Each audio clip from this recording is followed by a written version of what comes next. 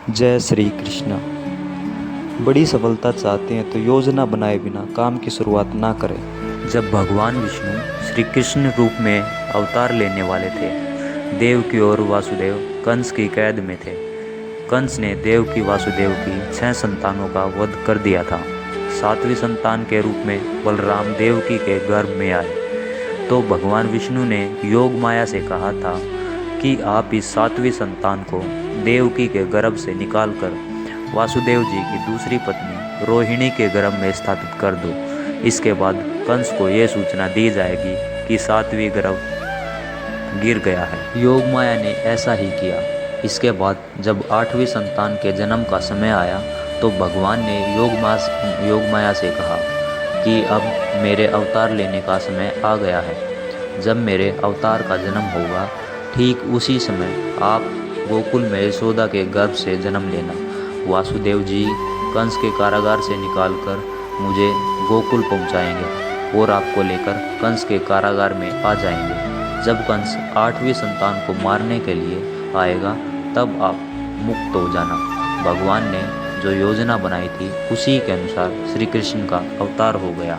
कथा की सीख। इस कथा में भगवान ने संदेश दिया है कि जब भी कोई काम करना हो तो उसकी योजना ज़रूर बनाएं। योजना अच्छी होगी तो सफलता ज़रूर मिलेगी। जब कोई झूठा आरोप लगे तो धैर्य न छोड़े। द्वारका में एक सूर्य भक्त था स्त्राजित। उसे सूर्य देव ने सैमंतक नाम की चमत्कारी मणि दी थी। ये मणि रोज 20 तोला सोना उगलती थी। एक दिन श्री कृष्ण ने स्त्राजित से कहा कि आप ये मणि राजकोष में दे देंगे तो इससे मिले धन से प्रजा की अच्छी देखभाल हो सकेगी। स्त्राजित ने श्री कृष्ण को मणि देने से मना कर दिया। इस घटना के कुछ दिन बाद स्त्राजित के भाई प्रसेनजित ने मणि चुरा ली। प्रसेनजित मणि लेकर जंगल में भाग गया। जंगल में एक शेर ने प्रसेनजित को मार दिया और खा गया। मणि जंगल में ही गिर गया। स्त्राजित को जब प्रसेनजित और अपनी मणि नहीं मिली तो उसने श्री कृष्ण पर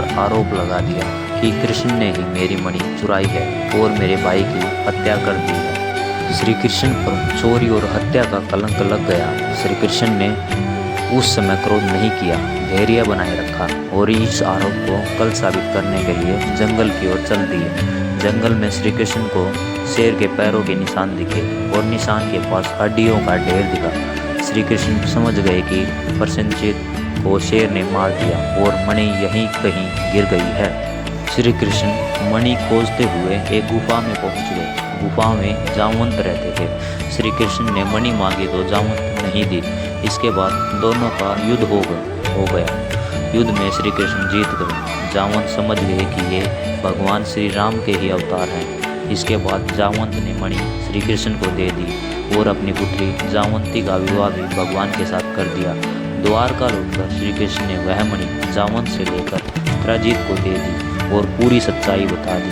स्त्राजित को अपनी गलती पर बहुत पछतावा हुआ। कथा की सीख। हमारे ऊपर जब भी झूठे आरोप लगे तो हमें धैर्य नहीं छोड़ना चाहिए बल्कि शांति से पूरी बातें सुने और समझे, आरोपों को झूठा साबित करें।